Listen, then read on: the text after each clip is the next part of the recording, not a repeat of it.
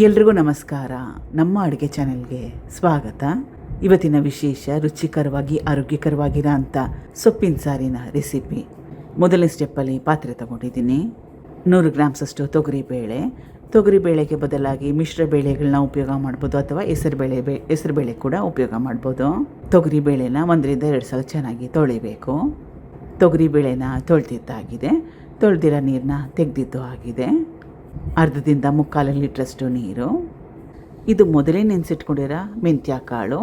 2 table ಸ್ಪೂನಷ್ಟು ಮೆಂತ್ಯ ಕಾಳನ್ನ 2 ಅವರಿಗೆ ಮುಂಚೆ ನೆನೆ ಹಾಕಿದ್ದೆ. ಮೆಂತ್ಯ ಆರೋಗ್ಯಕ್ಕೆ ತುಂಬಾ ಒಳ್ಳೆಯದು, ಡಯಾಬಿಟಿಸ್ಗಂತೂ ಮತ್ತಷ್ಟು ಒಳ್ಳೆಯದು, ಕೂದಲಿಗೆ ಕೂಡ ಒಳ್ಳೆಯದು. ಸಣ್ಣದಾಗಿ ಕಟ್ ಮಾಡಿ ಇಟ್ಕೊಂಡಿರೋ ಹಸಿರು ಮೆಣಸಿನ್ಕಾಯಿ, ಟೊಮೆಟೊ, 2 ನಾಟಿ ಟೊಮೆಟೊನ ಉಪಯೋಗ ಮಾಡ್ತಾಯಿದ್ದೀನಿ. 1 ಈರುಳ್ಳಿ, ಅರಿಶಿನ ಸ್ವಲ್ಪ,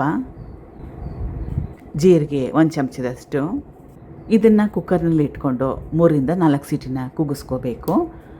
ತೊಗರಿಬೇಳೆ ಮೆತ್ತಗಾದರೆ ಚೆನ್ನಾಗಿರುತ್ತೆ, ಎಲ್ಲ ಪದಾರ್ಥಗಳು ಹೊಂದ್ಕೊಳ್ಳುತ್ತೆ ಕೂಡ. ಬಾಣಲೆ ಇಟ್ಕೊಂಡಿದ್ದೀನಿ. ಮುಂದಿನ ಸ್ಟೆಪ್ಪಲ್ಲಿ ಎಣ್ಣೆ 2-3 ಚಮಚದಷ್ಟು. ಎಣ್ಣೆ ಕ್ವಾಂಟಿಟಿ ಜಾಸ್ತಿ ಅನಿಸಿದ್ರೆ ಕಡಿಮೆ ಹಾಕ್ಕೊಳ್ಳಿ. ಸಾಸಿವೆ ಸಣ್ಣ ಚಮಚದಲ್ಲಿ 1 ಚಮಚದಷ್ಟು. ಸಾಸಿವೆ ಸಿಡಿದ ನಂತರ ಕುಟ್ಟಿಟ್ಕೊಂಡಿರೋ ಬೆಳ್ಳುಳ್ಳಿ, ಒಣಮೆಣಸಿನಕಾಯಿ, ಕರಿಬೇವಿನ ಸೊಪ್ಪು, ಸಣ್ಣದಾಗಿ ಕಟ್ ಮಾಡಿ ಇಟ್ಕೊಂಡಿರೋ ಪಾಲಕ್ ಸೊಪ್ಪು. ನಿಮಗೆ ಯಾವ ಸೊಪ್ಪು ಇಷ್ಟ ಆ ಸೊಪ್ಪನ್ನೆಲ್ಲ ಉಪಯೋಗ ಮಾಡ್ಕೋಬೋದು. ಬೇರಿಕೆ ಸೊಪ್ಪು, ಪಾಲಕ್ ಸೊಪ್ಪು, ಮೆಂತ್ಯ ಸೊಪ್ಪು, ದಂಟಿನ ಸೊಪ್ಪು, ಯಾವ ಸೊಪ್ಪು ಈಸಿಯಾಗಿ ಸಿಗುತ್ತೆ ಅದನ್ನು ಉಪಯೋಗ ಮಾಡಿ, ಅಥವಾ ನಿಮಗೆ ಯಾವ ಸೊಪ್ಪು ಇಷ್ಟ ಅದನ್ನು ಉಪಯೋಗ ಮಾಡಿ.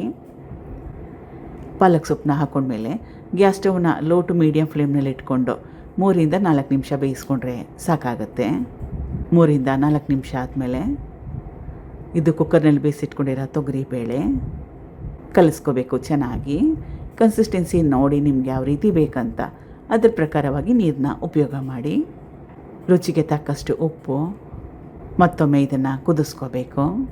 ಇದಕ್ಕೆ ಹುಣಸೆ ಹುಳಿ ಅವಶ್ಯಕತೆ ಏನಿಲ್ಲ, ಹುಳಿ ಹಾಕ್ಕೊಳ್ತಾ ಇಲ್ಲ.